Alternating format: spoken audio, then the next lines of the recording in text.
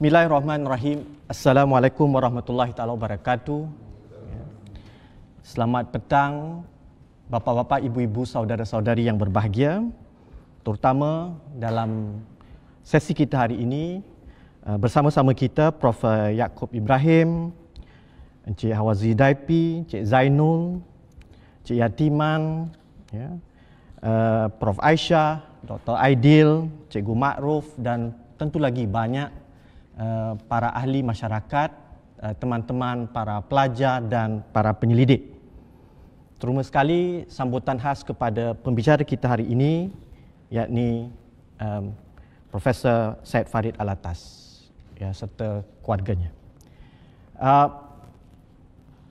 Cendekiawan Lestari kuliah bersiri ini, kalau kita maklum, baru dijalankan atas usaha Yayasan Warisan Melayu.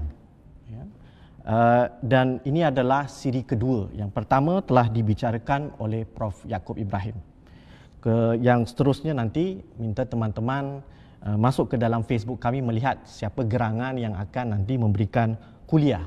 Kuliah ini kuliah dalam tahunan ada 6 tokoh dan disambung lagi dengan tokoh enam. Jadi orang kuat yang menggali ini semua adalah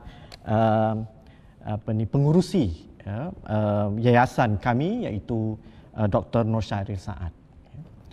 Teman-teman, hari ini kita berbicara dengan topik yang besar yang tentu pakarnya terulung untuk membicarakan Eurocentrisme, pengajian Melayu dan ilmu mandiri. Saya sebagai pemudacara atau moderator untuk program ini, Azhar Ibrahim, sekadar untuk memberikan sedikit singgungan berkenaan dengan topik ini sebelum kita mengundang Prof. Alatas untuk membicarakannya. Kalau kita lihat secara umum, pembicaraan tentang Eurocentrisme tidak begitu mendapat perhatian dalam dunia ilmiah, jauh lagi dunia sosial, dalam wacana sosial. Anak-anak didik sering terkinja-kinja untuk mau bicarakan benda yang kritis seperti etnisiti, gender dan sebagainya. Tetapi isu Eurocentrisme, malahan sepupu dengannya itu, yakni Orientalisme, itu jarang mau dibicarakan. Tapi kami beruntung dalam Jabatan Pengajian Melayu sejak dari awal, jabatan kami telah mendepani persoalan-persoalan yang sangat kritis ini. Malahan saya boleh katakan Jabatan Pengajian Melayu yang juga Prof. Farid sebahagian daripadanya telah melakar, telah mendepankan satu kajian yang sangat kritis yang sebenarnya hampir tiada di seluruh kampus. Bukan mendapik diri di sini, sebab saya ini pengajian Melayu totok. Jadi apa yang mahu disebut di sini adalah lensa kritis itu dari awal. Dan lensa kritis ini bukan sekadar anarkik mendabik dada kita yang bagus, tetapi dengan harapan rekonstruksi yang baru, medan ilmu dan sanggahan-sanggahan yang harus berdatang dan dikembangkan seterusnya. Baik, kalau kita perhatikan setelah membicarakan tentang Eurocentrisme juga harus dipikirkan apakah gantiannya itu. Dan di sinilah saya rasa Prof. Farid pakarnya, dan kalau kita perhatikan kuliah beliau ini, kalau teman-teman berminat untuk terus membacanya, terdapat dalam buku ini disyorkan Alternative Discourse in Asian Social Sciences, Responses to Eurocentrism. Ini sudah diterjemah ke dalam bahasa Indonesia bagi mereka yang agak berat dalam bahasa Inggeris. Jadi pembicaraan ini dengan tuntas dalam 9 bab. Jadi kalau Prof. Farid hari ini dalam masa 45 minit tidak memungkinkan, ini 9 bab. Saya pun dulu waktu baca ni tercungap-cungap. Saya fikir macam mana Dr. Farid ni boleh tulis macam gini. Jadi kalau zaman medieval dulu dipanggil pertolongan jin katanya. Tapi kita tahu bukan itu. Prof. Farid tidak perlukan pertolongan apa-apa. Itu adalah daripada kesedaran sosial. Latihan yang ampuh dan kesedaran sosial yang sangat kritis dan dengan pemandangan ilmu yang tegas. Teman-teman, saya izinkan saya sedikit untuk memperkenalkan tokoh kita ini. Prof. Farid adalah seorang profesor dari Jabatan Sosiologi Universiti Nasional Singapura semenjak tahun 92. Antara kajian yang beliau ceburi dan minati adalah teori sosiologi, filsafat sains sosial ataupun ilmu kemasyarakatan, sosiologi agama dan dialog antaragama. Ya. Beliau pernah mengajar di Universiti Malaya, di Jabatan Pengajian Asia Tenggara, dan beliau telah memperoleh Doktor Falsafah dari Universiti John Hopkins pada tahun 1991. Ya. Antara buku terawal beliau adalah Demokrasi and Authoritarianism in Indonesia and Malaysia tahun 97 dan seterusnya. Berbagai lagi makalah dan sebagainya. Saya pun terjungkap-jungkap bila mengumpulkan sejumlah karya Prof. Farid Alatas. Ya. Belum habis baca satu dah keluar. Ya. Inilah satunya, ya, ilmuwan yang sangat produktif, dan moga-moga ke depan, ya, Prof. Farid dapat mengembangkan lebih baik dan pada anak didik yang dapat menyambut ini. Satu catatan terakhir adalah Prof. Farid juga adalah pakar dalam mengedepankan wacana kritis tentang Khaldunian Studies. Ya, ini salah satu mahakarya besar dari dunia Islam yang telah memberi satu penghormatan kepada dunia ilmiah, dan Prof. Farid sendiri telah menekuni dengan sangat rajin, dan moga-moga ke depan ada yang mensambut ini. Tanpa berlengah lagi, saya mengundang Prof. Farid Alatas untuk menyampaikan kuliah Cendekiawan Lestari ini kali kedua, dengan harapan moga-moga ilmu yang disampaikan beliau bermanfaat dan dibangunkan seterusnya. Sekian, dipersilakan Prof. Oh, there's no mic, eh? Yeah, no mic. Just use this. Okay. Assalamualaikum warahmatullahi wabarakatuh. Boleh dengar, ya, di belakang? Ya. Sebelum apa-apa, terima kasih kepada penganjur siri seminar ini atas undangan ini yang merupakan kehormatan bagi saya. Kebetulan hari ini tanggal 23 Januari merupakan hari kewafatan almarhum Syed Hussein Alatas, dan baru selesai tadi di Malaysia, di Kuala Lumpur, satu webinar mengenai pemikiran Syed Hussein Alatas. Baru selesai pukul 1 tadi, dan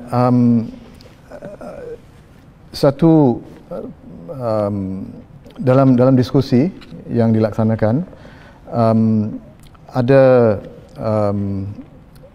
komen dari Datuk Seri Anwar Ibrahim yang memberi ucap tama tadi. Beliau mengatakan bahawa dia merasa kagum waktu dengar ucapan Edward Said yang mengatakan bahawa tulisan Syed Hussein Alatas, Mitos Pribumi Malas itu merupakan satu karya yang dalam bahasa Inggeris dikatakan apa dia kata, startlingly original.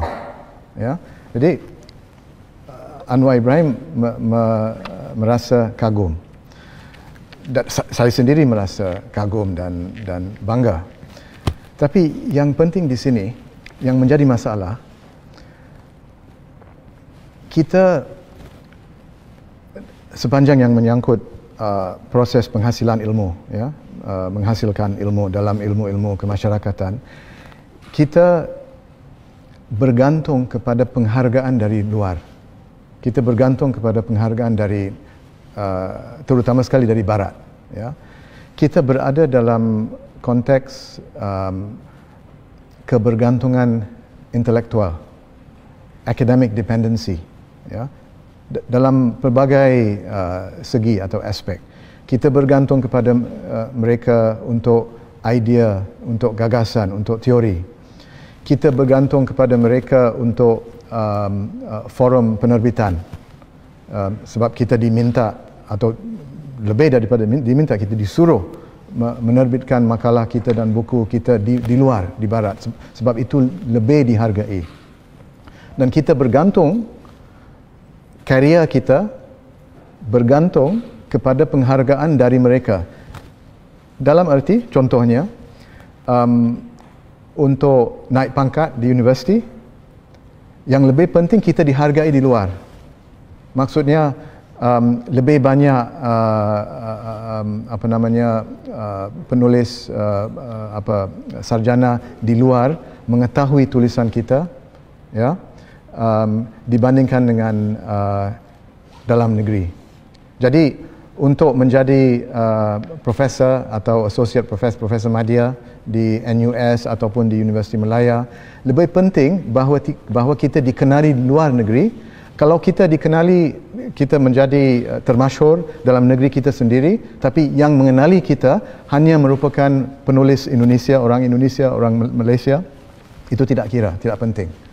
Jadi kita bergantung kepada penghargaan dari luar. Ya, ini adalah konteks dalam mana kita bekerja, dalam mana kita menghasilkan ilmu.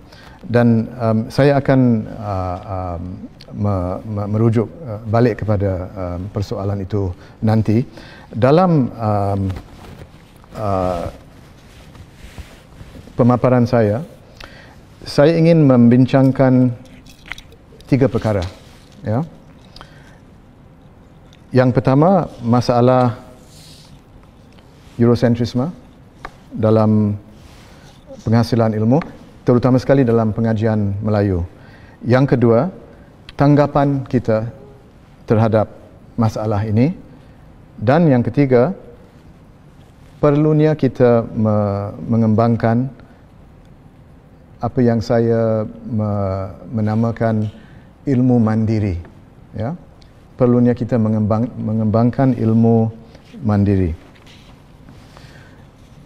Yang dimaksudkan dengan ilmu mandiri adalah ilmu yang dikeluarkan secara bebas daripada kuasa-kuasa tertentu seperti institusi dan lembaga-lembaga ilmu barat dan juga institusi dalam negeri. Ya, sebab seperti yang akan saya terangkan nanti, masalah kita bukan hanya masalah Eurocentrisme. Itu pada satu pihak, tapi pada pihak lain ada masalah penguasaan dan pengawalan ilmu dalam negeri kita sendiri. Contohnya dari penguasaan dari negara dan penguasaan dari institusi keagamaan. Ya. Ilmu kemasyarakatan di Nusantara dan bukan saja di Nusantara, di Asia, di Afrika, di Amerika Latin sedang berada dalam, seperti yang saya katakan tadi, keadaan kebergantungan intelektual kepada gagasan dan institusi barat, terutama sekali institusi yang berpusat di Amerika dan di Britain. Ini adalah konteksnya.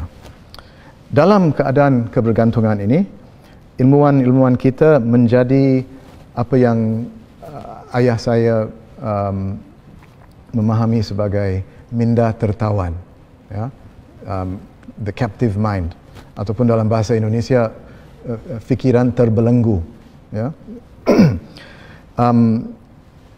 Pada umumnya, ya, kita berada dalam kita menghasilkan minda tertawan dalam sistem pendidikan kita. Kita menerima dan menerapkan teori, konsep dan agenda pendidikan dari barat tanpa mempersoalkannya. Peneliti barat tentang Malaysia, tentang Indonesia dibaca oleh kita di Malaysia dan di Indonesia, tapi bukan sebaliknya. Apa yang kita menulis jarang dibaca oleh mereka. Ya. Contohnya karya kita sendiri. Satu ilmuwan yang sangat penting dalam perkembangan pengajian Melayu adalah karya Syahrudin Ma'ruf. Tulisannya sangat penting dan merupakan pendekatan yang baru, pendekatan yang kritik, yang mengupas ilmu dari barat dan juga mengupas orientasi elit Melayu terhadap masyarakat mereka sendiri, tapi jarang diperhatikan oleh sarjana-sarjana dalam pengajian Melayu Indonesia dari Barat. Ya. Ini merupakan satu masalah. Selain daripada itu, dan ini sangat mencerminkan masalah mindar tertawan, konsep utama dalam pengajian Melayu, dalam pengajian Nusantara, hampir segala konsep-konsep utama tidak diwujudkan, tidak dihasilkan oleh sarjana yang berpusat di sini, oleh sarjana dari rantau ini. Hampir semuanya dihasilkan oleh sarjana Barat. Dan masalahnya bukan bahawa sarjana Barat terlibat dalam pengajian Melayu, tapi yang menjadi masalah, kita sendiri dari rantau ini, yang tinggal di rantau ini, tidak menguasai bidang itu, tidak menentukan agenda penelitian, agenda pendidikan dalam bidang itu. Konsep-konsep pokok, konsep-konsep utama, orientasi teoretik utama, agenda pendidikan juga, semuanya tidak ditentukan dan dikuasai oleh kita. Satu contoh, di antara konsep yang paling terkenal dalam pengajian Indonesia adalah konsep abangan, santri, priai, dan berkaitan dengan itu konsep aliran, ya, aliran atau streams atau tendencies. Konsep-konsep ini memang berakar umbi dalam bahasa Indonesia dan berasal dari Indonesia, tapi tidak ditemui oleh orang Indonesia, oleh sarjana Indonesia, oleh antropolog Indonesia. Ditemui oleh Clifford Geertz dan dijadikan konsep dalam ilmu antropologi oleh Clifford Geertz. Ya.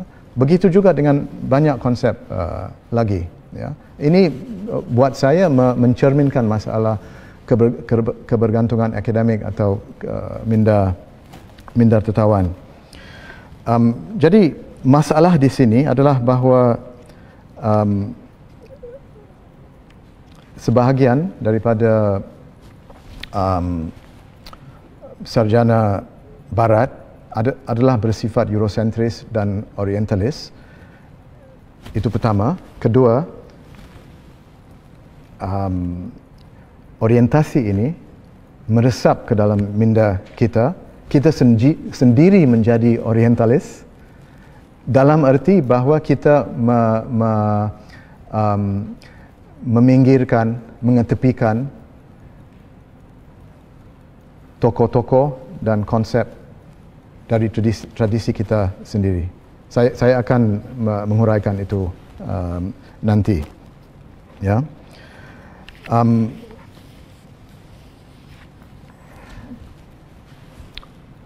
Masalah Eurocentrisme ini dapat difahami dengan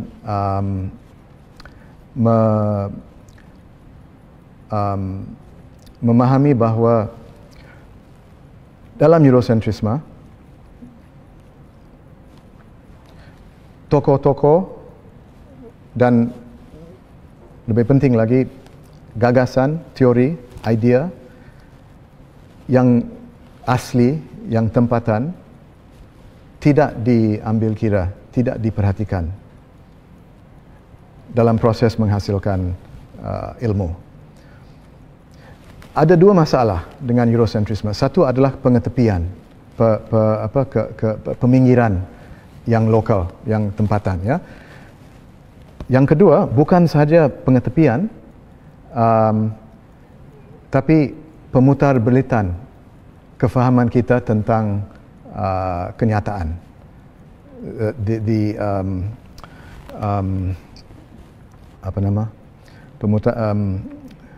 Distortion of reality, pemutar belitan kenyataan kita. Ya, saya akan beri contoh. Masalah yang pertama, peminggiran konsep dan gagasan. Ya. Saya beri satu contoh. Dalam penelitian tentang sejarah, di Eropah, satu dikotomi atau garis pemisah yang penting dalam pengkajian tentang sejarah adalah kota dan desa, town and country, ya. Sebab perhubungan dan pertentangan antara kota dan desa adalah sebabnya kemunculan sistem kapitalis, kemunculan sistem ekonomi kapitalis, kemunculan demokrasi dan sebagainya. Jadi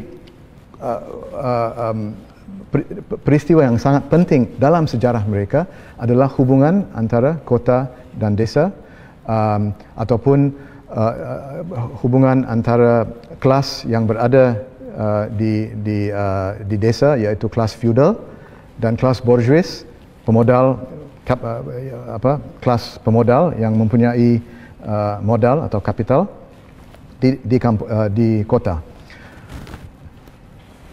Kalau kita menggunakan dikotomi itu untuk memahami sejarah Nusantara, itu tidak sesuai. Sebab dikotomi atau garis pemisah yang penting bagi kita, yang lebih bermakna bagi kita, bukan kota dan desa. Sebab satu faktor yang harus diperhatikan adalah air, laut. Garis pemisah di Nusantara ini adalah antara laut dan darat. Kita ada dalam bahasa sehari kita ada istilah orang laut, orang darat. Dan di darat juga ada perbezaan antara hulu dan hilir. Ya.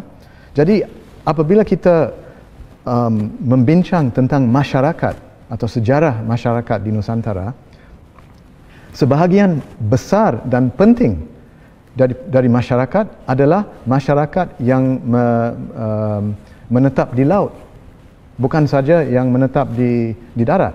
Ya. Kalau di ruang pada zaman dan ruang Ibn Khaldun, masyarakat ada bukan hanya di kampung, bukan hanya di kota, tapi juga di padang pasir. Tapi kalau di padang pasir, mereka mengembara, pastoral nomads, mereka masyarakat mengembara. Ya, jadi dikotomi itu kota dan desa juga tidak sesuai untuk memahami sejarah Timur Tengah. Ya, sebab ada trikotomi, bukan dikotomi, ada trikotomi. Kampung, desa dan padang pasir. Begitu juga di Nusantara. Ada kampung, ada desa, ada kampung, ada kota dan ada laut, ada masyarakat laut. Dan seperti masyarakat mengembara di padang pasir di Timur Tengah, di laut zaman dulu di Nusantara mereka juga mengembara. Kita memanggilnya apa? Orang laut, ya, atau tapi itu tidak tepat, ya. Orang laut atau apa lagi? Orang Kuala, orang Selat. Orang Selat, orang Kuala, betul. Mereka mengembara dan mereka duduk di laut, ya. Mereka benar-benar orang laut, ya. Dan ada hubungan antara orang laut dengan orang darat. Contohnya pada zaman Kesultanan Melaka, kuasa militer, kuasa militer dibekalkan oleh orang laut kepada Sultan Melaka. Mirip keadaan yang berada di Timur Tengah, tapi yang membekalkan kuasa militer adalah pengembara di padang pasir. Ya. Ini hanya untuk menunjukkan bahawa konsep dari Barat tidak semestinya sesuai untuk kita memahami sejarah kita sendiri. Dan saya suka dalam kelas saya selalu membawa contoh daripada perkataan merantau. Ya, sebab merantau itu terkandung dalam konsep, dalam perkataan itu satu konsep pemindahan orang yang berbeza daripada konsep migrasi yang kita belajar dalam ilmu sosiologi atau antropologi. Ya. Seperti yang saya terangkan tadi pagi, kalau kita pindah dari Minangkabau ke Negeri Sembilan, itu disebut merantau. Tapi kalau saya pindah ke Tehran atau ke Istanbul, itu tidak disebut merantau, itu disebut berhijrah. Ya. Keduanya hijrah dan merantau merujuk kepada pemindahan orang. Tapi konsep pemindahan berlainan. Right?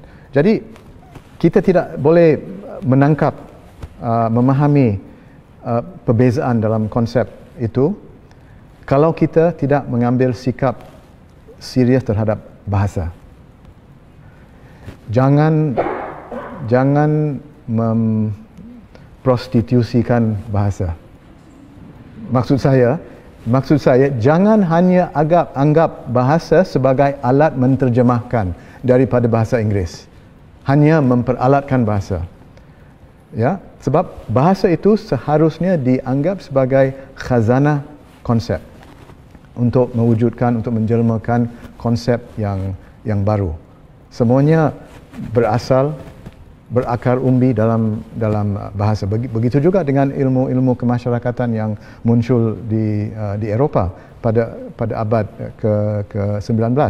Ya, banyak konsep berasal daripada budaya mereka, daripada tradisi falsafah mereka, daripada agama mereka. Hampir semua konsep yang digunakan dalam bidang pengajian agama, sosiologi agama, antropologi agama di barat, banyak konsep yang pokok berasal daripada agama Kristian. Konsep seperti kultus, seperti denomination, seperti church, ya, semuanya berasal daripada agama mereka. Termasuk konsep religio dalam bahasa Latin, ya. Ya. Tapi sampai sekarang dalam pengajian Melayu kita masih belum mengambil sikap seumpama ini untuk menghasilkan konsep daripada tradisi kita. Termasuk juga pengajian tentang ekstremisme agama. Kita hanya meniru konsep yang ada, ya. Jadi Islamisme ditiru, konsep Islamisme, atau dulu political Islam, konsep itu juga ditiru. Tapi kefahaman di kalangan orang Islam, dalam tradisi Islam, kefahaman orang Islam, sarjana Islam dari zaman dulu mengenai ekstremisme, ada konsep yang digunakan, ada konsep hashwiyah, ada konsep ghulat atau ghulu. Ada banyak konsep yang digunakan oleh ahli ilmu kalam dan ahli falsafah dari zaman dulu untuk memahami konsep apa yang kita mengatakan ekstremisme. Tapi konsep seperti itu masih belum dimasukkan ke dalam kajian tentang ilmu kemasyarakatan tentang agama atau tentang gerakan Islam. Jadi ini menjadi satu masalah, ya, peminggiran konsep dan juga tokoh, sebab konsep itu konsep-konsep yang asli berasal daripada tokoh-tokoh tertentu, ya. Jadi contohnya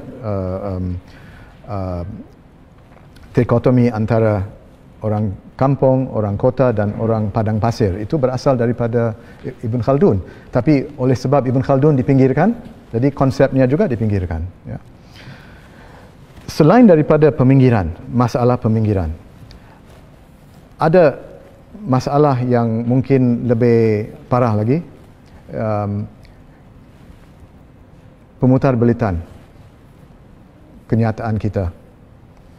Dan satu contoh yang sangat baik, saya rasa, adalah daripada pengajian tentang agama Hindu, ya, di Asia Tenggara, di Indonesia, di Malaysia. Ini dalam contoh ini,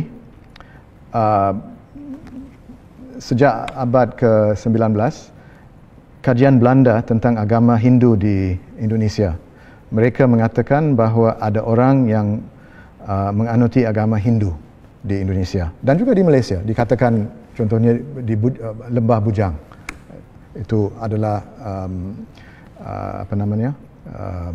ketinggalan dari zaman Hindu Buddhis di Semenanjung. Jadi mereka mengatakan bahawa ada satu agama yang namanya Hindu. Ini merupakan satu pemutarbalitan sejarah kerana pada kurun-kurun dulu, kurun ke-19, 16 dan sebagainya, masih belum wujud agama itu. Yang masih belum wujud nama agama Hinduisme, lebih penting, masih belum wujud satu agama. Yang dikatakan satu agama, yang namanya Hinduisme, sebenarnya terdiri daripada banyak agama. Terdiri daripada banyak agama. Ada yang menganuti Dewa Vishnu, ada yang menganuti Dewa Shiva dan sebagainya. Dan mereka sendiri pada zaman itu tidak menganggap mereka sebagai terdiri daripada satu agama.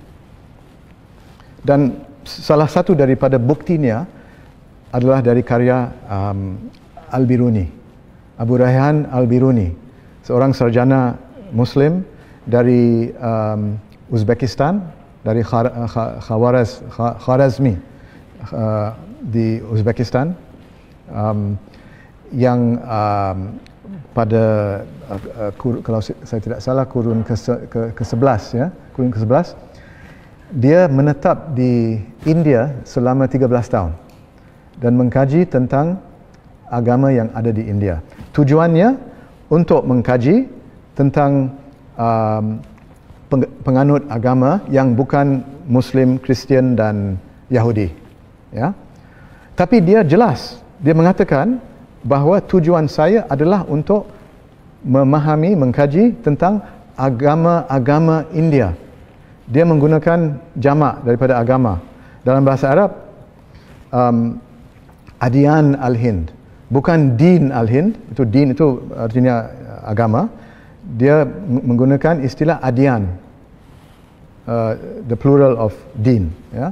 Jadi jelas untuk Al-Biruni bahawa apa yang dia mengkaji adalah banyak agama dan bukan saja satu agama.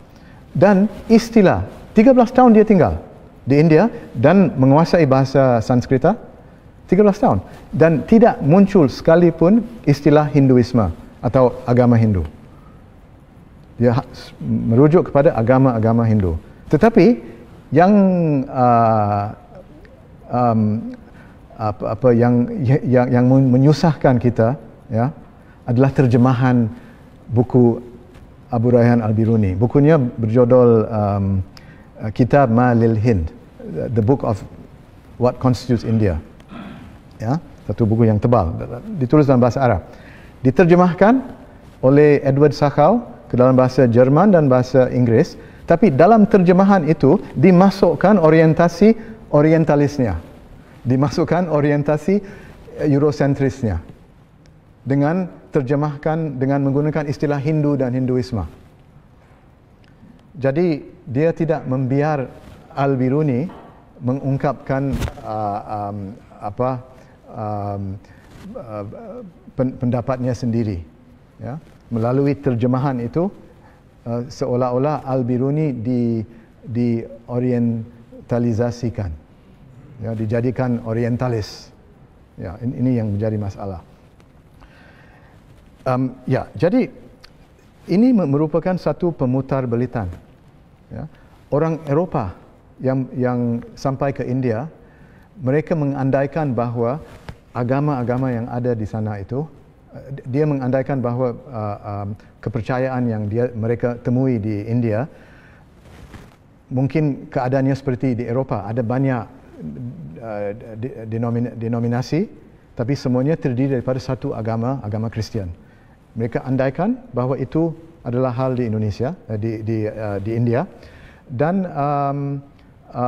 semuanya digabungkan dijadikan satu agama, dan nama agama itu diberi oleh mereka. Al-Hind itu wujud daripada bahasa Arab. Dan mereka tahu nama Al-Hind daripada sarjana dan pengembara Arab. Tapi Al-Hind itu dijadikan satu agama dengan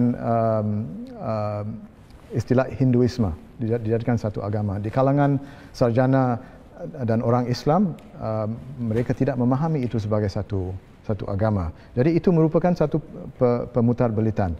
Dan waktu orang Belanda sampai ke Indonesia, mereka menemui penganut Vishnu dan Shiva.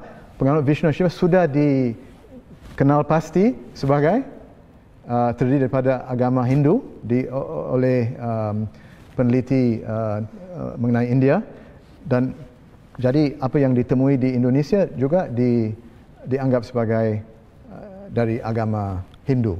Ya. Lambat laun, sebab orang India dijajah oleh Britain dan orang Indonesia dijajah oleh Belanda, lambat laun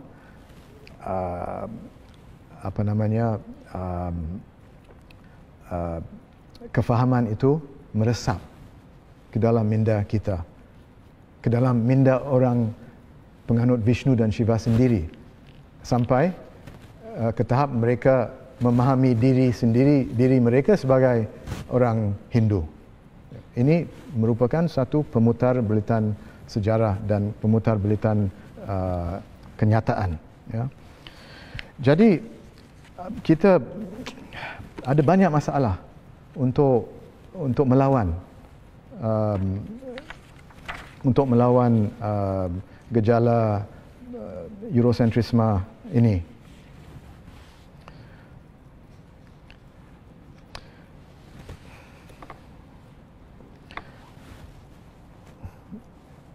Ini membawa kita kepada soal tanggapan kita terhadap masalah ini.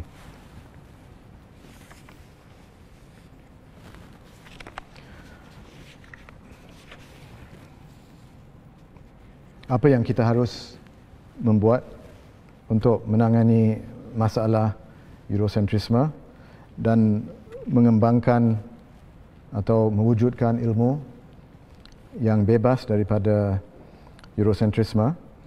Ada beberapa tindakan yang kita harus melakukan. Pertama, mengkaji dengan teliti karya orientalis yang lama dan yang baru demi memahami segala ciri-ciri orientalisme. Ya. Dan di sini saya ingin menegaskan bahawa ada perbezaan antara orientalisme atau Eurocentrisme lama dan Eurocentrisme baru.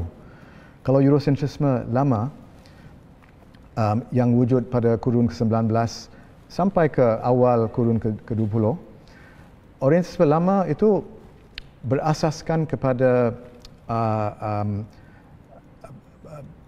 pendapat dan sikap yang merendahkan orang bukan Barat. Ia berasaskan kepada garis pemisah tertentu seperti orang Barat adalah rasional, orang Timur adalah tidak rasional. Orang Barat adalah maju, orang Timur adalah tidak mundur, dan sebagainya. Orang Barat bertamadun, orang Timur tidak bertamadun dan sebagainya. Sekarang ilmu-ilmu kemasyarakatan tidak digarisbawahi oleh garis pemisah seperti itu. Ya, itu sudah diatasi sama mereka di Barat. Tapi masih pengajian tentang masyarakat bukan Barat masih dihinggapi masalah Eurocentrisme yang saya memahami sebagai Eurocentrisme yang baru, yang masih ada sekarang sampai sekarang, iaitu peminggiran atau pengetepian gagasan dan tokoh asli dan penguasaan bidang pengajian itu seperti bidang pengajian Melayu oleh konsep dan teori dan agenda penelitian dari Barat yang kadang-kadang mengarah ke pemutarbalitan kefahaman tentang realiti atau kenyataan kita. Itu masih menjadi masalah. Ya. Jadi contohnya di jabatan sosiologi atau jabatan antropologi di semua universiti di dunia, ya, di luar Barat.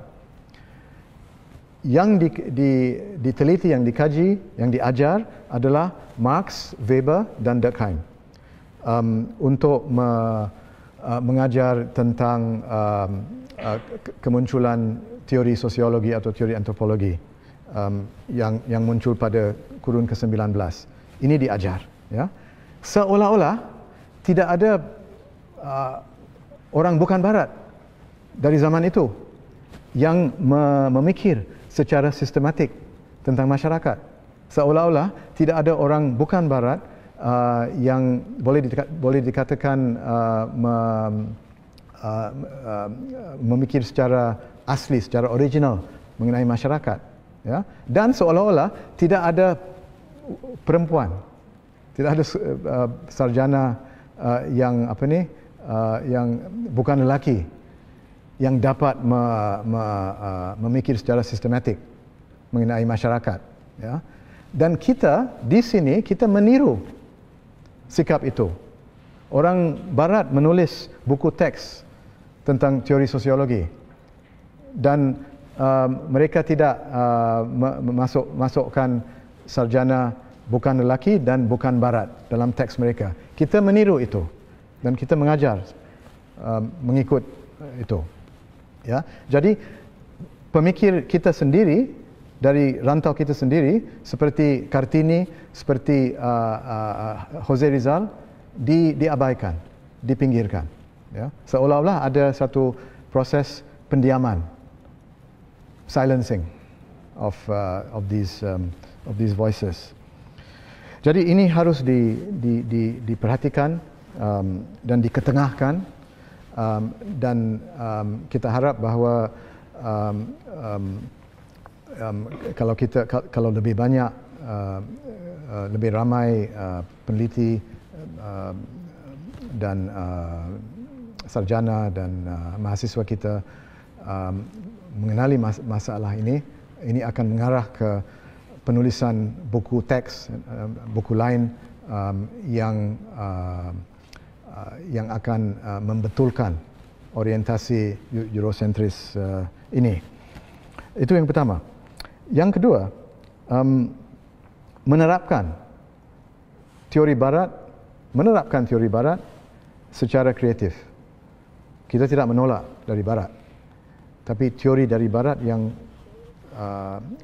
sesuai dan harus diterapkan secara kreatif, ya. Sebab dalam tradisi kita, sama ada tradisi Melayu, Indonesia atau tradisi Islam,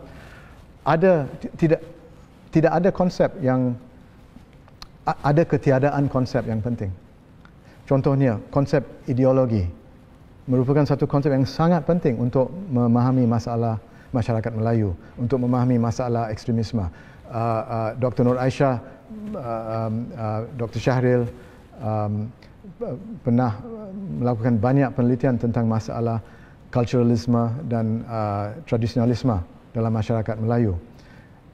Dan semua ini berasaskan kepada konsep ideologi, satu thought style atau orientation yang dikemukakan oleh Marx dulu dan didalami oleh Karl Mannheim, ya. Jadi ada ilmu dari Barat yang sangat penting demi memahami sejarah dan masyarakat dan budaya Melayu Indonesia. Tapi selain daripada menerapkan teori dari Barat secara kreatif, kita mesti seperti yang saya katakan tadi, mengetengahkan tokoh dan tradisi ilmu kita sendiri, ya. Yang saya maksudkan dengan kita itu bergantung kepada siapa kita. Mungkin ada yang minat pada tradisi Melayu, ada juga mungkin minat pada tradisi yang lebih sempit, bukan dalam arti negatif. Mungkin ada yang lebih minat pada tradisi Minang atau tradisi Bugis, ya, atau tradisi Tamil yang di diaspora atau di rantau, bukan diaspora, di rantau ini, ya. Ataupun ada yang mungkin dari dunia Nusantara tapi lebih minat pada gagasan dari Rusia atau dari Amerika Latin. Yang penting jangan menghadkan sumber ilmu, sumber konsep, sumber idea kepada Amerika dan Britain, kepada Barat. Bukan kita menolak mereka, kita hanya menolak Eurocentrisme itu, dan kita tidak ingin menghadkan sumber ilmu kita kepada satu tamadun saja. Ini yang saya rasa penting. Dan yang keempat, seperti yang saya katakan tadi mengenai bahasa, ya, kita perlu menganggap bahasa dan budaya sebagai khazanah, gagasan dan konsep untuk ilmu kita, untuk dalam usaha kita menghasilkan ilmu. Ayah saya sendiri sangat memperhatikan soal itu.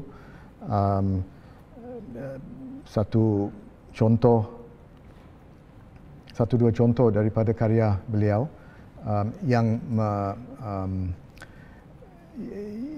berasaskan kepada bahasa, ya, adalah konsep bebalisme dan konsep jadong, ya. Bebalisme kita semua tahu, sebab itu kata akarnya adalah bebal, ya. Tapi jadong itu, siapa masih belum tahu apa artinya jadong? Pernah dengar tak jadong? Siapa belum pernah dengar? Semua pernah dengar. Okey. Saya akan jelaskan nanti, ya, apa yang kita maksudkan dengan jadong. Saya rasa menarik dari segi sebagai satu latihan membentukkan konsep dalam ilmu sosial, ya. Tapi pada waktu yang sama agak lucu konsep itu, ya. Okey. Perkara yang ketiga. How much time is it? Okey. Perkara yang ketiga. Kalau kita mengenal pasti masalah Eurocentrisme yang berterusan dari kurun ke-19, waktu munculnya pengajian Melayu di kalangan sarjana Barat, terutama sekali British dan Belanda, dari zaman itu sampai sekarang masalah Eurocentrisme berterusan. Ada kesinambungan antara zaman penjajahan dengan zaman sekarang pasca penjajahan, ya. Jadi tujuan kita adalah untuk apa yang dikatakan menyah jajah. Boleh pakai istilah itu tak? Tak boleh. Atau dekolonial, ya. Itu kebaratan, kan? Ya. Kalau nyah jajah mungkin lebih sedap. Atau tidak? Okey. So kita mengenal pasti masalah Eurocentrisme, dan kita ingin mewujudkan agenda pendidikan yang berdasarkan kepada usaha untuk mewujudkan ilmu mandiri, ataupun apa yang Syed Hussein Alatas menamakan autonomous social science tradition, ya. Tapi saya terjemahkannya sebagai ilmu mandiri. Buat saya lebih sedap daripada ilmu otonomi, ya. Dan ilmu mandiri itu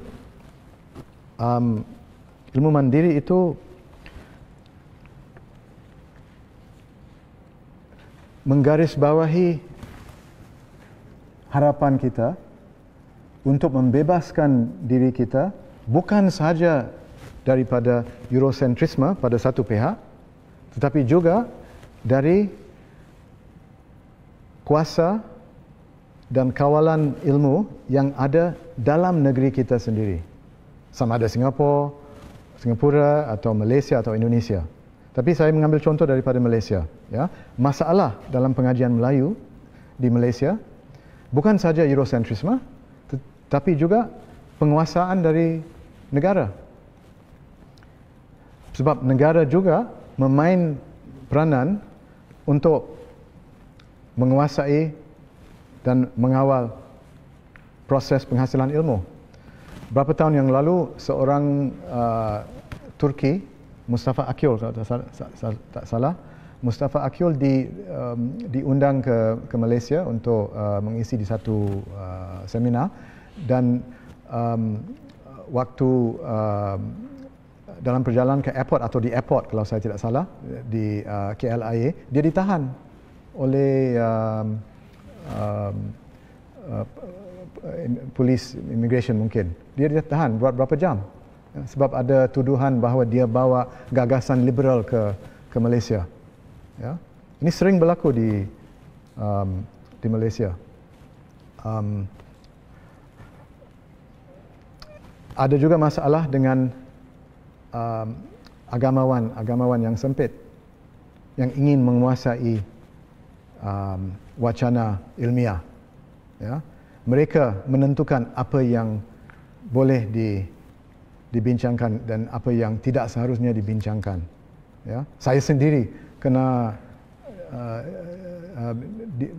diharamkan daripada 2-3 acara. Saya diundang, dijemput untuk memberi ucap tama di satu-dua conference atau seminar, dan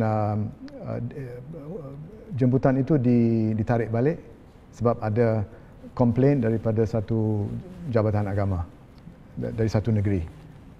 Jadi mereka yang menguasai proses penghasilan ilmu, bukan kita sendiri sebagai sarjana. Ya. Jadi kita wujud seperti peribahasa Inggris, kita wujud di antara what is it called, a rock and a hard place, ya, ataupun between the devil and the deep blue sea, right? Jadi tujuan kita adalah untuk menghasilkan ilmu mandiri, ya, yang bebas, yang autonomous. Untuk mengakhiri pemaparan ini, saya ingin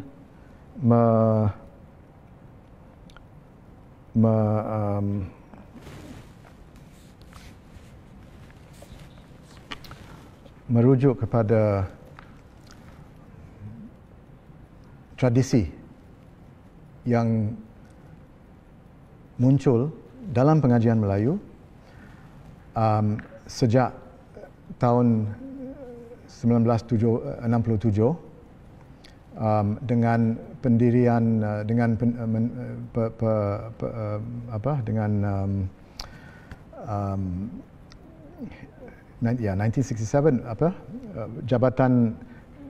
Jabatan Pengajian Melayu ditutup dan didirikan lagi, betul, di University of Singapore. Tapi sebelum itu wujud di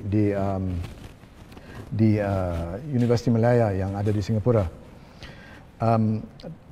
Jadi dengan Jabatan Pengajian Melayu yang didirikan pada tahun 1967, telah sejak tahun itu sampai sekarang telah muncul sekurang-kurangnya 3 generasi pensyarah, pendidik dan mahasiswa, dan mungkin sekarang ada generasi yang keempat. Ya. Maksud saya, apa yang kita lihat adalah bukan hanya legasi Syed Hussein Alatas, tapi juga kemunculan satu sekolah pemikiran yang berasal daripada pemikiran Syed Hussein Alatas, tapi telah tersebar, telah diturunkan dari generasi ke generasi dan sudah menjadi satu tradisi dalam ilmu-ilmu kemasyarakatan. Yang saya maksudkan dengan sekolah bukan institusi, bukan bangunan, ya, tapi satu tradisi. Seperti di Eropah kita ada sekolah Frankfurt, the Frankfurt School, ataupun di Bombay ada Bombay School of Sociology, ada Lucknow School of Sociology di India juga, ya, ataupun ada banyak sekolah lagi banyak di Eropah. Ya. Saya rasa yang kita dapat mengenal pasti satu sekolah pemikiran yang muncul di Singapura dari Jabatan Pengajian Melayu, dan sesuatu yang sangat menarik bagi saya adalah kenyataan atau kemungkinan, saya rasa ini benar, bahawa ia merupakan satu-satunya sekolah yang keluar daripada NUS, satu-satunya sekolah yang keluar dari Singapura, dan mungkin juga satu-satunya sekolah yang keluar dari Nusantara. Satu-satunya sekolah dalam ilmu kemasyarakatan, maksud saya. Ya, saya rasa ini merupakan sesuatu yang sangat penting, dan mahasiswa kita seharusnya disedarkan akan sekolah ini supaya ia akan berterusan, akan diturunkan kepada mereka, dan mereka akan turunkan kepada mahasiswa mereka selepas mereka menjadi pencara dan penyelidik. Dan mungkin menarik juga bahawa sekolah yang yang kita boleh menamakan sekolah ilmu mandiri, dalam bahasa Inggeris School of Autonomous Social Sciences, yang berasaskan atau berasal daripada pemikiran Syed Hussein Alatas, yang dinamakan oleh John Neary, seorang wartawan yang pernah menulis sebuah buku tentang Jose Rizal. Dia menamakan The Alatas Tradition dalam penulisan beliau. Jadi daripada Alatas Tradition itu dihasilkan satu sekolah dalam ilmu-ilmu kemasyarakatan, sekolah ilmu mandiri atau School of Autonomous Social Science, School of Autonomous Knowledge, yang berasal daripada pemikiran Syed Hussein Alatas, berarti ia berasal daripada bidang sosiologi. Tapi sampai sekarang, ataupun sekarang tidak terhad kepada sosiologi. Sebab yang terlibat dalam sekolah ilmu mandiri ini termasuk ilmuwan sejarah, ilmuwan sastra dan sebagainya. Ya, jadi tidak terhad kepada sosiologi, tapi berasal daripada sosiologi. Dan boleh saya mengatakan bahawa Jabatan Sosiologi sendiri tidak menghasilkan suatu sekolah ilmu atau satu sekolah pemikiran. Jadi saya rasa ini merupakan sesuatu yang sangat membanggakan kita. Saya rasa dan harus disebarkan, ya, bahawa sekolah ini sudah lama wujud dan harus diteruskan. Saya ingin mengakhiri pemaparan saya dengan sedikit sepatah dua perkataan tentang konsep kejadungan. Ya. Ayah saya mengemukakan konsep ini, tapi tidak menguraikannya secara lanjut. Ya. Dalam syarahan beliau pada tahun 2001 kalau tidak salah, syarahan umum di Universiti Kebangsaan Malaysia, yang telah diterbitkan dalam bentuk sebuah buku kecil,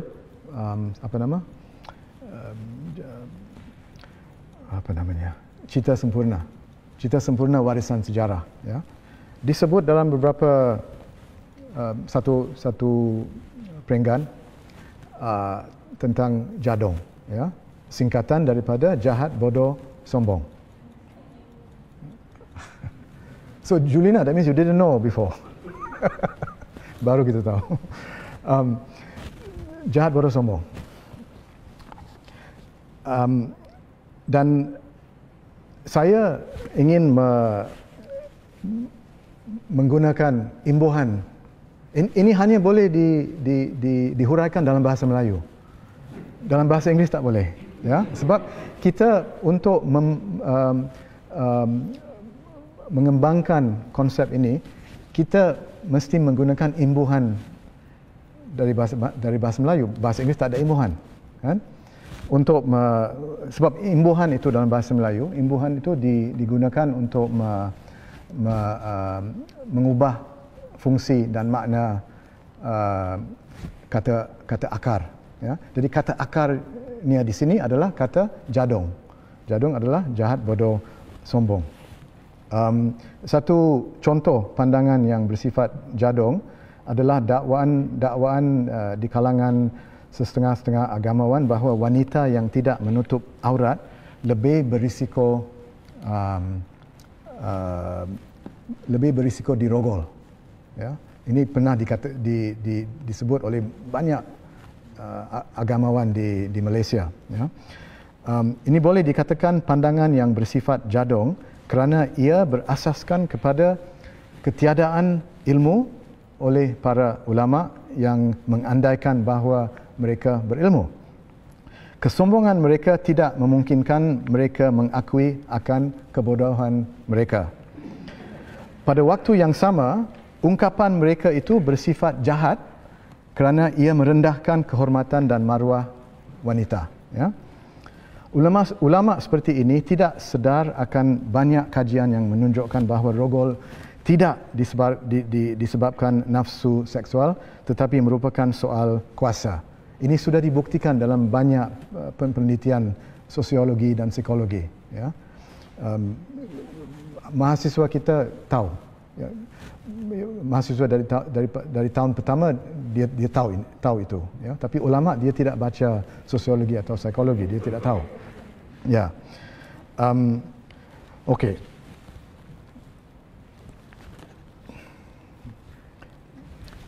Tarif rasmi jadong adalah jahat sambil tidak cukup atau lekas mengerti dan pada waktu yang sama begitu sombong dan meninggikan dirinya sendiri sehingga tidak mengakui kebodohan.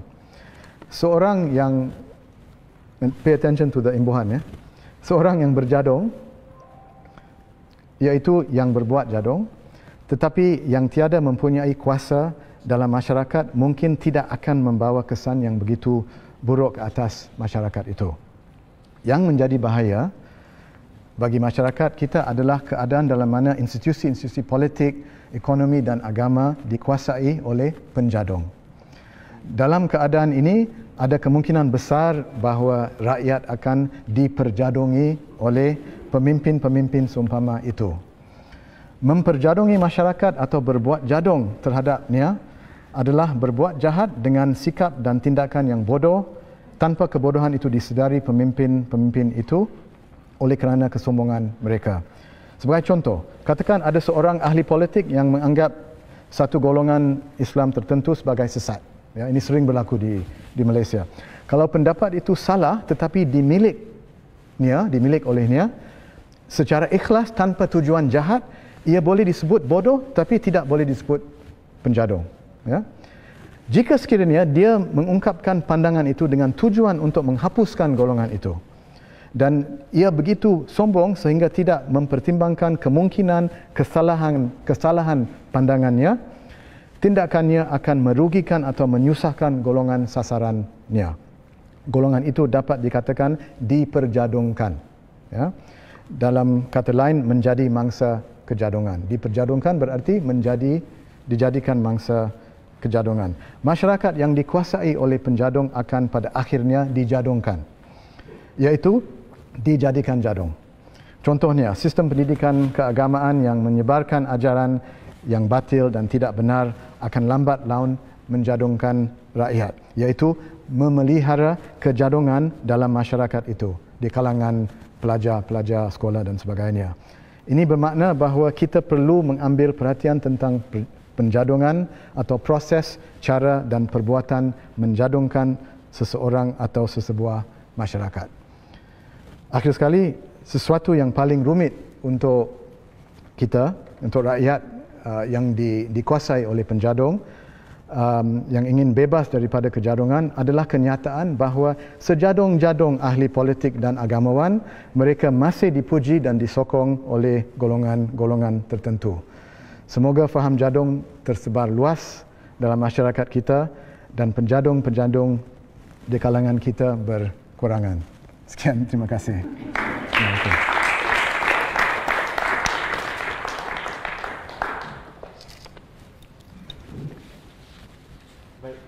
Terima kasih Prof. Farid atas penyampaian ceramah yang sangat mantap dan menyeluruh, ya, juga telah menyuntik beberapa perkara yang sangat penting untuk kita fikirkan bersama. Selain apa yang boleh kita bawa fikirkan bersama adalah ruang Eurocentrisme ini sedang berlangsungan. Bilang tahun sebenarnya makin menguat, ya, kalau tidak ada sesuatu yang dilakukan, ya. Teman-teman, kalau kita tahu ada sesi soal jawab, tetapi saya sebagai pengerusi harus menggunakan keistimewaan itu untuk bertanya kepada Prof. Farid sebelum saya buka kepada teman-teman lain. Dan saya kurang pasti bagaimana dengan sahabat kita yang ada dalam Facebook, ya. Ya, jadi saya perlukan bantuan itu nanti, ya, diberikan soalannya. Sebab saya tidak ada phone yang connected itu di situ, ya. Minta maaf, ya. Baik, Prof. Farid, berkenaan dengan lawanan daripada Eurocentrisme ini, kita tahu ada yang cenderung melawan, tetapi kerana hilang arah, selalu yang terjadi adalah menjadi anti Barat, ya. Kemudian termasuk itu anti Kristian dan sebagainya lah, ya. Dan akhirnya berujung dengan suatu pengungkapan yang bersifat nativisme, ya. Ingin beria mencari kepribadian yang otentik, ya. Pada yang sama tidak mahu merangkul mana yang terbaik daripada tradisi Barat, ya. Jadi dari pemerhatian Prof. Farid sendiri, ya, apa yang berlaku di Indonesia dan Malaysia, bagaimana dengan ini? Di satu sisi yang boleh kita tahu mesra dengan ilmu kemasyarakatan, tidak mempermasalahkan Eurocentrik, tetapi ada kelompok satu lagi yang nak lawan tapi terjerumus dalam nativism. Ya. Bagaimana agaknya kita nak berdepan dengan itu, dan bagaimana agaknya kita cari jalan keluar untuk menyelesaikan? Ya, ini sering menjadi masalah dalam usaha kita mengetengahkan masalah Eurocentrisme. Ada tanggapan yang agak ekstrim juga, ya, yang dan ada sekurang-kurangnya 2 atau 3 tanggapan terhadap Eurocentrisme yang ekstrim, yang menyamar sebagai tanggapan yang ingin mempribumikan ilmu, yang mengatakan bahawa mereka ingin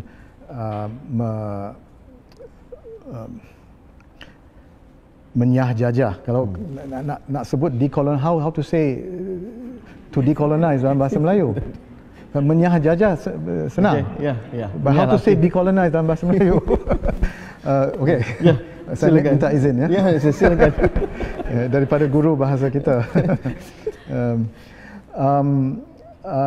Mereka menyamar sebagai itu, tetapi sebenarnya mereka menolak ilmu dari Barat sama sekali, ya. Sebahagian daripada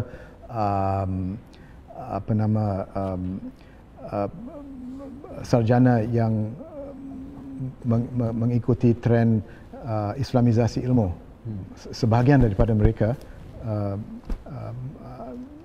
di pemikiran mereka digarisbawahi oleh orientasi ini agak nativis, ya.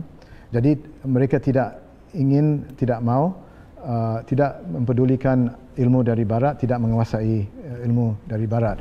Jadi dalam usaha mereka untuk mengkritik, contohnya mengkritik sekularisme, mereka tidak menguasai ilmu dari barat mengenai sekularisme. Sebab kupasan yang utama yang sangat dalam terhadap sekularisme adalah dari barat, bukan barat, ya, tapi mereka tidak menguasai ilmu itu. Itu satu masalah. Pada pihak lain, dan nativisme itu, saya menganggap nativisme sebagai wacana alternatif yang palsu. Menganggap diri mereka sebagai memberi wacana yang alternatif kepada Eurocentrisme, tapi tidak sebenarnya merupakan wacana yang palsu. Tidak benar-benar menyah-jajah ilmu, sebab mereka ingin menolak ilmu dari barat yang berguna. Itu satu. Yang kedua, ada satu jenis wacana palsu yang kedua adalah apa yang saya namakan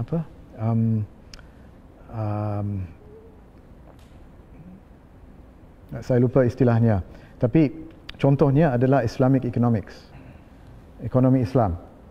Ekonomi Islam itu menyatakan bahawa kita membekalkan satu alternatif kepada kapitalisme dan sosialisme, ya. Tapi sebenarnya ilmu ekonomi Islam adalah sebahagian daripada ilmu ekonomi neoklasikal, tidak lain daripada itu. Hanya dengan perbezaan bahawa ia diperhiaskan dengan istilah-istilah dari Islam. Ya. Tapi teori mereka lebih kurang sama. Dan mereka tidak mempunyai kupasan terhadap sistem kapitalis. Mereka menerima sistem kapitalis secara total. Dan sistem perbankan Malaysia, sistem perbankan Islam yang berada di Malaysia contohnya, adalah sebahagian daripada sistem perbankan konvensional. Tidak lain daripada itu. Jadi itu juga merupakan satu wacana yang palsu, ya. Mereka menganggap mereka sebagai membekalkan satu pendekatan yang lain daripada ilmu barat, tapi sebenarnya tidak lain.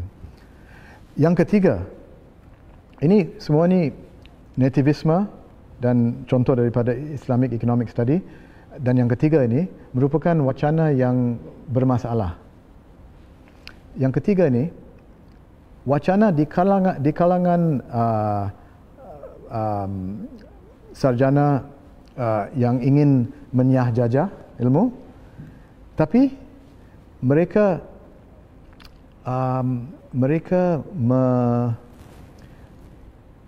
meminggirkan, mengetepikan karya rakan-rakan mereka. Ada proses pendiaman, a process of silencing. Ya, ini juga menjadi masalah. Ya.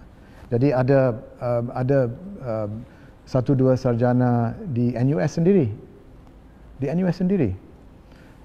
menulis. Saya tidak mau sebut nama mereka. Mereka menulis tentang wacana tentang gagasan anti-kolonial dan dekolonial yang muncul di NUS. Tapi tidak sebut sumbangan Jabatan Pengajian Melayu sama sekali. Sama sekali tidak disebut. Tapi wacana ini muncul berasal daripada Jabatan Pengajian Melayu. Jauh sebelum sarjana di jabatan lain seperti sosiologi dan geografi memerhatikan masalah ini, Eurocentrisme dan sebagainya. Jauh sebelum. Mungkin mereka di sosiologi, di geografi pada tahun 90-an baru muncul wacana seperti ini. Tapi di Jabatan Pengajian Melayu sejak penubuhan jabatan. Tapi tidak disebut sama sekali. Jadi ini menjadi satu masalah. Ini proses pendiaman. Ya, apa kita boleh buat? Ya, saya rasa kita mesti menulis lebih banyak, ya, bukan saja menulis di jurnal ilmiah atau buku ilmiah, menulis di media massa, dan mengadakan ceramah, mengadakan syarahan, mengadakan study group, ya, untuk menyebarkan sumbangan kita terhadap dunia ilmiah. Ya. Mungkin Prof. Farid boleh kalau saya tambah, apa yang saya perhatikan adalah pengajian Melayu dominan, ya, yang terdapat khasnya di Malaysia, ya, sedikit cebesan mungkin di sini, adalah juga mensenyapkan apa yang kita ada sebut pengajian Melayu yang kritis itu. Ya. Itu dengan sengaja dan kadang-kadang dengan label, kau ni pengajian Melayu ke? Ya. Saya selalu mendapat, ya, seperti itu, walhal saya ini daripada tahun 93 tak pernah keluar Jabatan Pengajian Melayu. Ya. Ada yang kurang hajar ataupun jadung, ya, boleh kata kau ni betul ke pengajian Melayu? Ya. Jadi begitu, ya, orang, ya, dan mereka dari pengajian Melayu. Ya, dan selalu kata ini kadang-kadang terlalu kritis lah, terlalu liberal lah, begitu-begitu. Jadi ada, ya.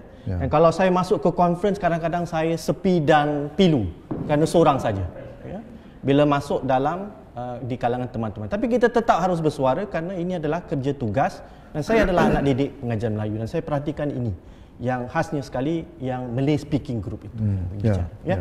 Baik, kita buka pembincangan ini kepada teman-teman yang ada di dewan ini, ya. Kita buka kita ambil 3 soalan dulu. Silakan, dan Prof. Farid mengumpulnya dan nanti akan dijawab sekaligus. Silakan. Siapa? Dengan protokol, anda boleh tentu bertanya soal dalam bahasa Inggeris, dan saya rasa menjadi adat nanti Prof. Farid juga menjawabnya dalam Inggeris. Terpulang pada Prof. Farid, ya. Sebab kita pun hidup dalam dunia dua bahasa, tak jadi masalah. Asalkan mungkin bahasa Arab boleh, tapi saya masalah pula, saya tak tahu, ya. Jadi mohon ya, kesiankan orang sekolah Melayu ni, ya. Okay. Silakan Prof. Yaakob. Thank you very much. I hope you don't mind if I ask the question in English. 2 questions. Attracted by your concept of the fact that exists a school of thought, as what you mentioned, the Alatas tradition. Actually, I'm cheered by the idea altogether, that the fact that since 1967 there has been this movement, so to speak, right, to really reorientate the way we look at society and so on and so forth. And I'm never a student of Malay studies, but I really benefited from the understanding, and it has shaped my own thinking. I suppose the question would be, at which point do you think the school of thought can become a dominant school of thought, you know, within Nusantara, for example? One example I look back to, of course, is like the Gulen movement. It started small, but it was so powerful. Of course, now it has its own problems in Turkey. It's able to actually have people across sectors of society so that they can begin to influence and shape society according to the school of thought. Maybe some ideas on your part. The second question, of course, is to the word jadong, that I thought was also something interesting. I mean, it's not something new. We've heard this before. I mean, when we were in the company of your late father, he talked about it. Why do you think it has not become part of popular usage among Malays in Singapore or in the region, basically? Is it because people don't understand? I mean, the paragraph that you gave was enough for us to understand the imbuhan and so on and so forth. What more can be done, you know, to popularize? You need somebody like Azhar, who is a linguist and a cultural person, to actually write more about such things or not, basically. Because I think those are very powerful concepts that can be used to explain a lot of things, not just in the region but beyond, basically. Yeah. Well, I'll tell you something. The concept is used more, at least in social media and all that, in Malaysia. But obviously, you know why, right? I mean, I'm Malaysian, so I can say without any, you should be glad that it's not popular in Singapore. It means that, you know, you don't have so many Penjadong. But we have a lot of Penjadong in Malaysia, you know, and you just look at the newspapers, you can, you know, you can see their statements. Yeah, anyway, can I answer? Yeah. Yeah. After each question, is it okay? Yeah. Boleh tak? Okay. No, Boleh? but so I just finish. Yeah. Okay. Yeah. Boleh kita mula? Huh? You want to start? Yeah, I want to answer first. Yeah, silakan. Yeah, okay. Yeah. I don't think that, for me the idea is not for the school to become dominant, but I think there are two things for me. That first of all, I really hope that it will continue in Singapore. I hope that it will continue in Singapore, that that the department will continue the tradition, right? Because, you know, I will leave in a few years. Azhar is still around for, you know, for many years, but after Azhar, we hope that there will be, you know, more,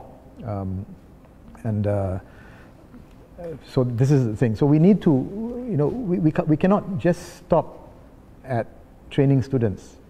We need to conscientize them that there is this tradition and you're part of this tradition, and you should be proud of it, and you should continue the work, continue the tradition. So we have to think about what we can do. Secondly, I do hope that there will be, you know, scholars in other parts of the region, you know, in Malaysia definitely, and I hope to do more work along those lines when I go back, and in Indonesia. We produce several students. You know, Aisha and Azhar have been very active in producing Indonesian graduate students who have gone back. So I think we need to work on that also, and I think we need to also you know, conscientize them that they didn't just simply get a PhD from us, that they have become part of a tradition, and that they are thinking in a way that's part of a tradition that stretches back to 1967. Yeah, so I think that's quite interesting. Yeah, and the interesting thing also, you know, my father was born in Indonesia. For historical reasons, some of them coincidental or accidental, he didn't live in Indonesia. He didn't go back to Indonesia, but it's because he was born in Indonesia that he studied in Holland.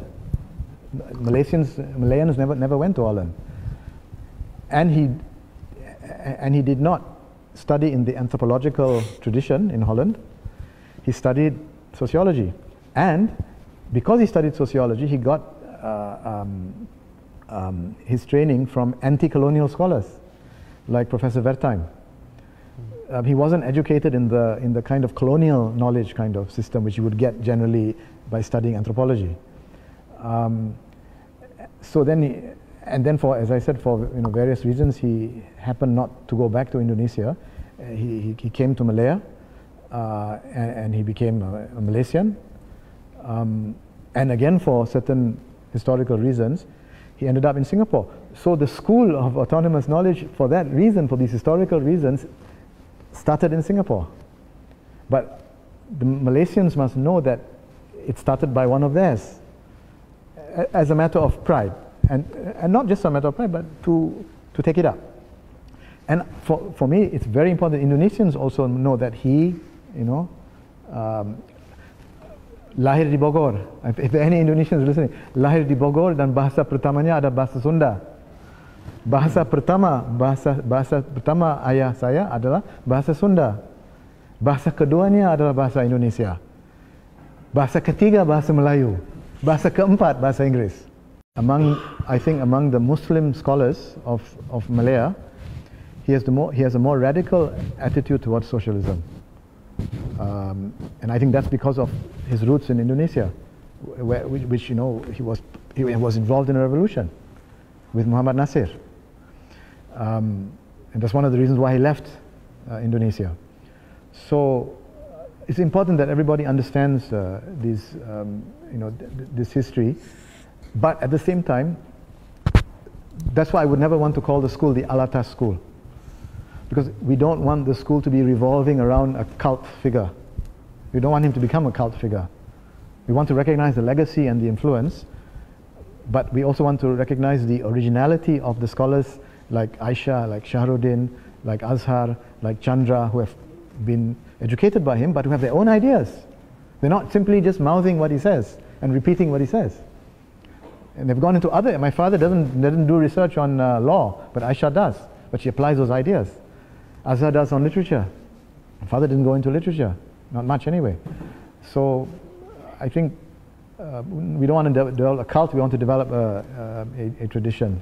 Yeah, and I think it's really high time that here in Singapore, in Malaysia, in Indonesia, the scholars and the students, that we get together and see what we can do on a regional scale to, you know, to promote the ideas, to promote the legacy, to promote the tradition, so that it continues. Yeah. Ya, silakan kalau soalan kedua dari auditorium ini. Ya. Tuan Haji Ma'ruf.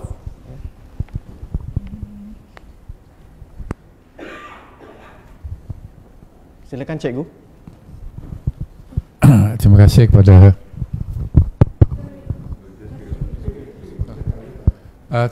kepada Profesor Farid kerana pandangan yang saya rasa menggugah fikiran saya sekurang. Masalah yang saya lihat berhubung dengan sama ada kita banyak memakai barat dan melupakan apa yang milik kita sendiri. Sudah bermula sejak dahulu lagi. Bagi pandangan saya lah kerana persaingan politik, political rivalry. Ia bermula kalau kita tengok dari tahap umpamanya antara kolonialisme dengan patriotism atau semangat kebangsaan dengan semangat penjajahan. Kemudian apabila di peringkat awal lagi pertelagahan itu adalah antara perbezaan agama, Kristianiti dengan Islam. Kemudian yang terbaru sekali kita tengok ialah pertelagahan dalam Islam itu sendiri atau dalam Kristianiti sendiri antara mazhab mana yang hendak dipakai. Jadi untuk mempermudah urusan menyelesaikan ini, selalu jalan tengah yang jalan ringkas yang diambil adalah membuat labeling. Ya, sebab itu dari segi labeling sama ada ini ekstrim ke ini sederhana ke sebagainya. Malah kalau kita tengok dalam Islam itu sendiri, apabila satu kumpulan mendapat pandangan yang lebih besar daripada yang lain, maka akan ada labeling pula. Ini adalah labeling yang lebih menjahanamkan, labeling dan sebagainya. Dan kerana labeling itulah juga kita lihat dalam Islam itu sendiri menjadi sangat keliru.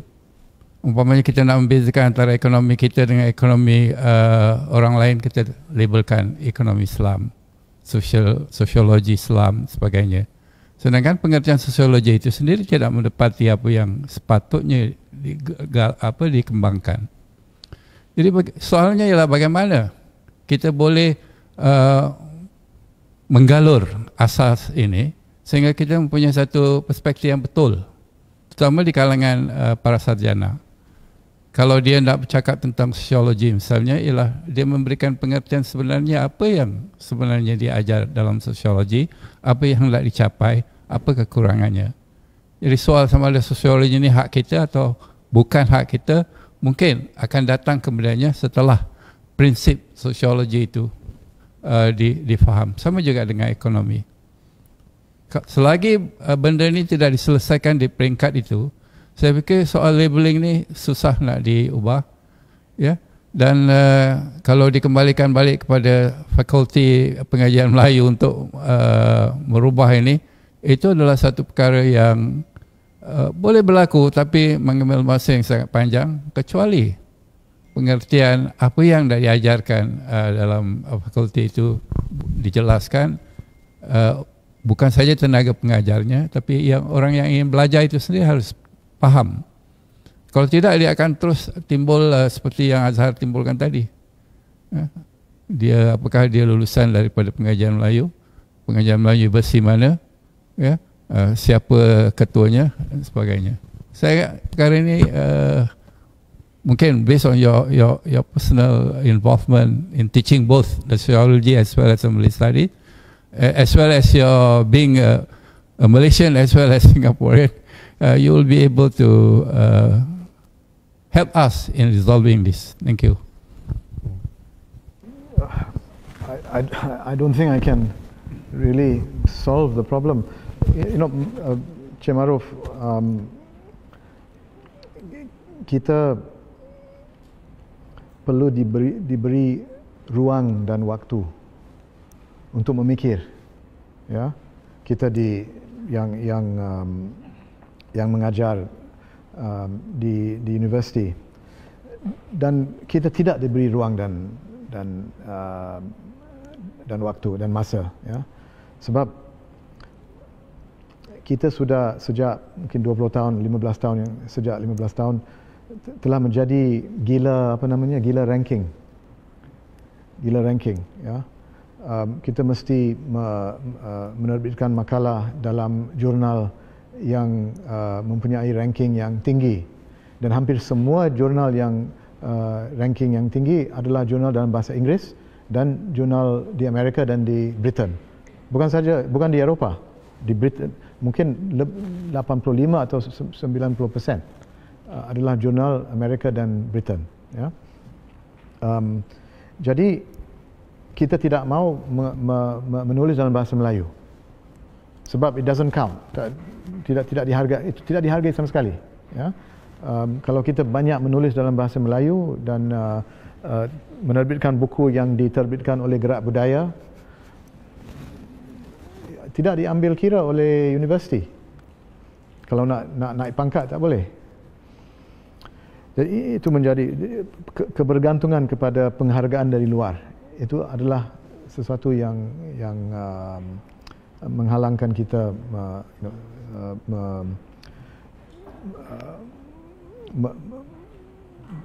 meneliti secara bermakna dengan visi yang bermakna, ya. Saya tidak tahu apa yang kita harus buat, ya. Ini adalah masalah institusi yang kita tidak boleh menyelesaikan. Tapi pada pihak lain mungkin secara sebagai pencara dan peneliti individu, kita dapat mengendalikan penelitian kita, kita dapat menyedarkan mahasiswa kita supaya jangan menjadi Eurocentric. Itu boleh dibuat, ya. Tapi apakah itu akan mewujudkan satu kelompok, satu tradisi dan satu kelompok atau beberapa kelompok intelektual atau sarjana yang yang kefahaman mereka digarisbawahi oleh tradisi ini atau sekolah ini, itu saya tidak tahu, ya. Mungkin ada lebih banyak harapan di Indonesia, sebab saya rasa di Indonesia mereka ada yang dari Indonesia di sini, ada, ya. Mungkin di Indonesia tidak begitu kurang gila ranking dibandingkan dengan kita. Sebab saya nampak di Indonesia ada banyak jurnal dalam bahasa Indonesia, ya, dan kebanyakan sarjana Indonesia menulis dalam bahasa Indonesia dan dihargai, ya. Tidak ada syarat, kalau saya tidak salah, tidak ada syarat bahawa mesti menulis dalam bahasa Inggeris di Indonesia. Saya kurang pasti, ya. Mungkin ada lebih banyak harapan di Indonesia untuk munculnya satu sekolah ilmu mandiri yang tidak begitu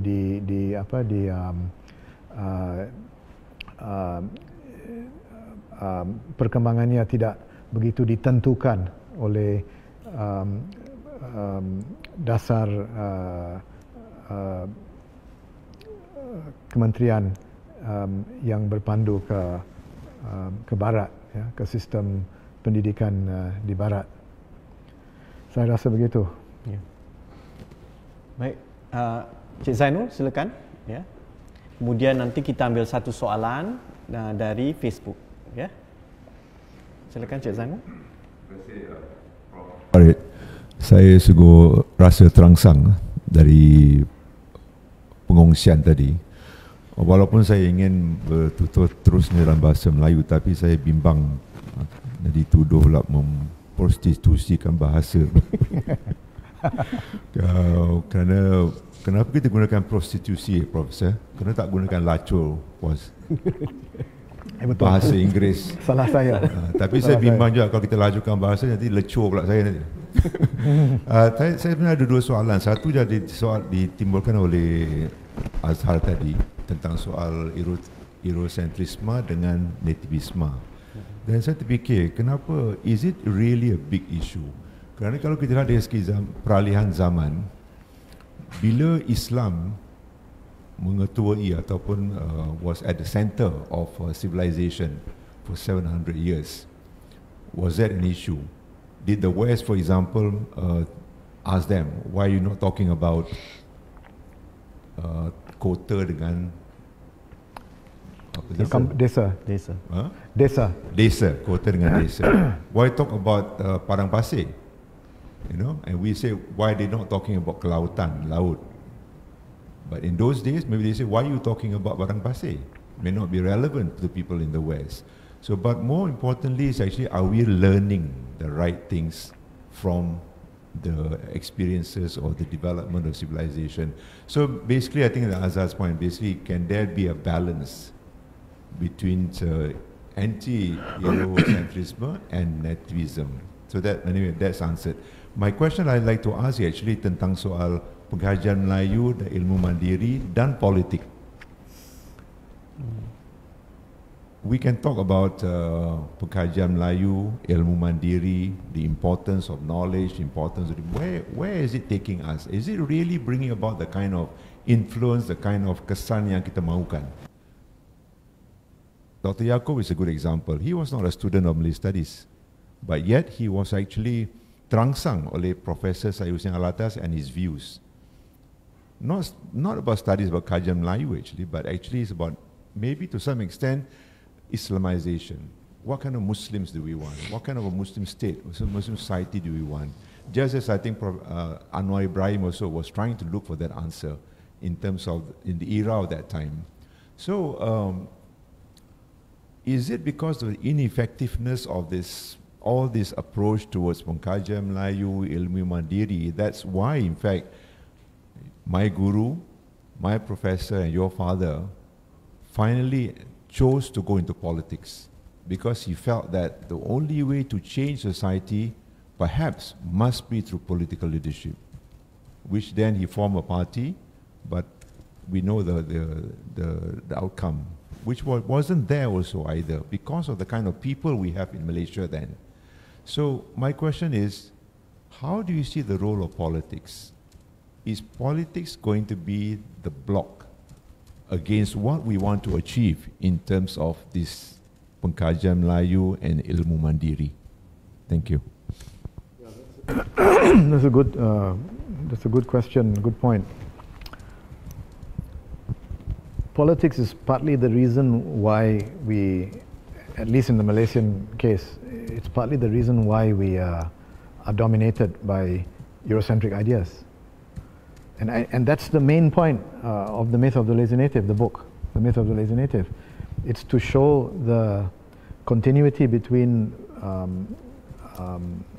colonial ideas and ideas held by the post-colonial elite. That the basic idea, Malay incapacity, that Malays are inherently incapable, was internalized by the Malay elite, the Malay feudal elite, and is used as a reason to stay in power. Until today they are saying that. The Malay elite, a group of them, are saying in Malaysia that without us, without UMNO, without us Malay leaders, you'll be gone. You'll be Christianized. You'll have a Chinese prime minister. Islam is under threat. You need us because you are incapable and insignificant without us. It's basically the internalization of the colonial myth of the lazy native. So that's the problem. So to me, at the practical level, this anti-Eurocentric discourse that we are promoting is to get the at least in the case of the Malaysian scene, to get the Malaysians to think correctly about themselves, not just the Malays, but the all Malaysians, and to stop thinking in racial terms, in ethnic terms, and to think more along the lines of need. But as long as the myth of the lazy native it lives among the Malays, it can be utilized by the elite to remain in power. So the move against Eurocentrism is as much a move against Malay ultranationalism. I see it in that way. So there's a very close connection with politics.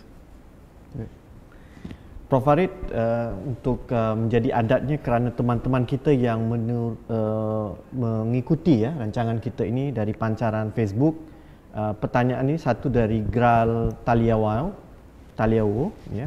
Bagaimana bisa kita keluar dari dominasi ilmu pengetahuan Barat tetapi kita secara sosiologis hidup dalam ekosistem Barat?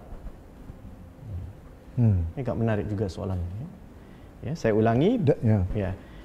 Bagaimana bisa kita keluar dari dominasi ilmu pengetahuan Barat tetapi kita secara sosiologis hidup dalam ekosistem Barat?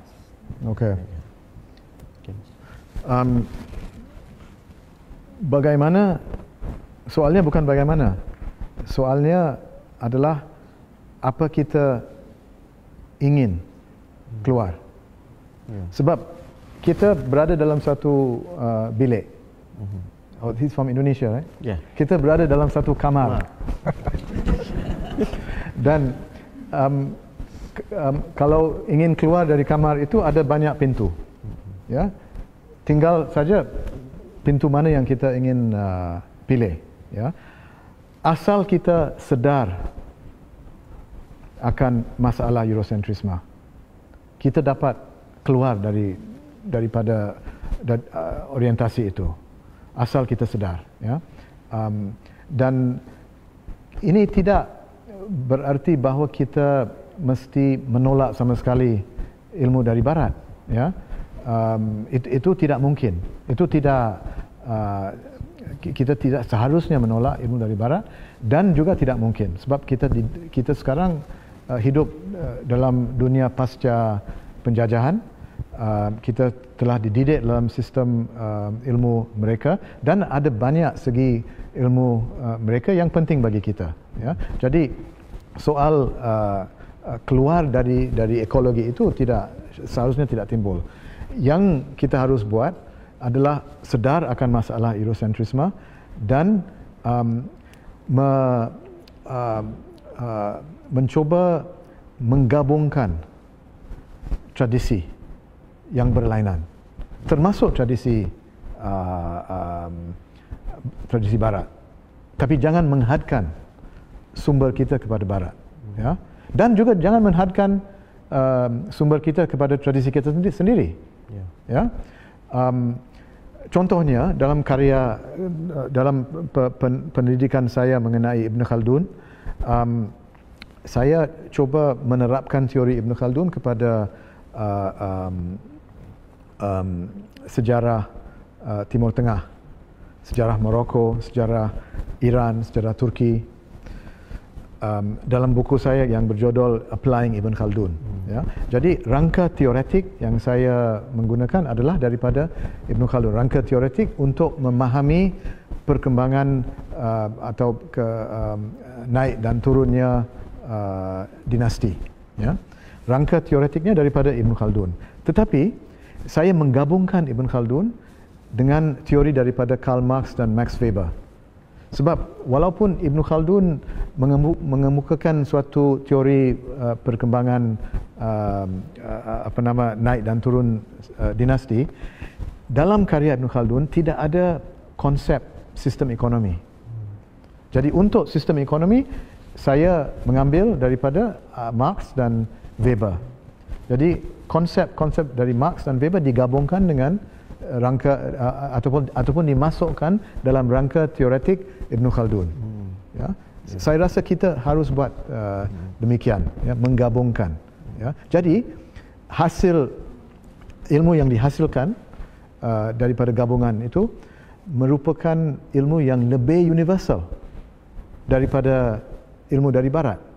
Sebab kalau ilmu dari Barat terhad kepada konsep mereka, terhad, ya, mereka agak parokial, ya. Dan kita juga menjadi parokial kalau kita menghadkan sumber kita kepada tamadun Islam atau tradisi ilmu Islam atau Melayu. Kita juga parokial. Kita ingin menjadi lebih universal. Ya. Dalam pengertian, ya, Prof. Farid, adonan kita itu harus yang berbagai sumber. Ya. Dan dari itu untuk mengangkat wacana ilmu mandiri ini perlukan juga bukan saja kejelasan berfikir, tetapi juga kemampuan kita bersolidaritas dengan kelompok-kelompok lain yang telah melakukan kerja dan usaha membangun kemandirian masing-masing. Ya, contoh paling mudah, ya, kita sering melihat pemikiran dari Amerika sebagai contoh. Tapi selalu Amerika yang dominan. Tapi Amerika yang kulit hitam, semisalnya, ya, itu kita tak pandang. Nampak? Jadi kita kata kita Americanize, tapi pun tidak menyuruh. Kemudian kalau kita perhatikan dari banyak belahan dunia, contoh dari Afrika, India, ya, Asia Timur, ya, paling dekat sekali lah, paling mudah, ya, Filipina tak pernah kita jenguk. Walhal banyak juga, ya, karya-karya besar, ya, sosiologi, ya, yang telah berlangsungan di sana tidak dapat kita manfaatkan. Jadi adanya ketidakseimbangan di situ, ya. Teman-teman, banyak soalan sebenarnya yang dari Facebook ini, ya, tetapi kerana kita ini adatnya bermula dengan berforum pasti harus berakhir dan kita hanya diberi 2 jam, tak boleh lama-lama. Ini zaman Covid, ya, ini bukan, ya, sepertinya kuliah-kuliah Prof. Alatas, ya, daripada maghrib sampai subuh. Kita tak mungkin lakukan itu, ya. Apa yang penting adalah bingkisan ilmu pada petang ini, ya, sama-sama kita fikirkan bersama. Moga-moga ke depan ada sesuatu usaha yang lebih baik, suatu keberangsangan, dan apa yang boleh kita sebut, memikir tadi apa imbuhan-imbuhan yang cantik telah diberikan oleh Profesor Farid. Saya ingin menambah keterjadungan yang telah berakar dan membudaya harus kita sanggahi dengan baik dan tuntas, ya. Dengan itu sekali lagi terima kasih Prof. Farid. Ayo kita berikan tepukan gemuruh kepada beliau. Moga-moga Prof. Farid, ya, terus ke depan untuk mengangkat ilmu mandiri ini dengan lebih baik, ya. Dengan itu tanpa ini saya harus mengundang pengurusi kita, ya, dari Yayasan Warisan Melayu Singapura MHF untuk menyampaikan cenderahati kepada Prof. Farid. Oh, thank you. Huh? This is calligraphy. Very nice. Oh, yeah. That's very nice.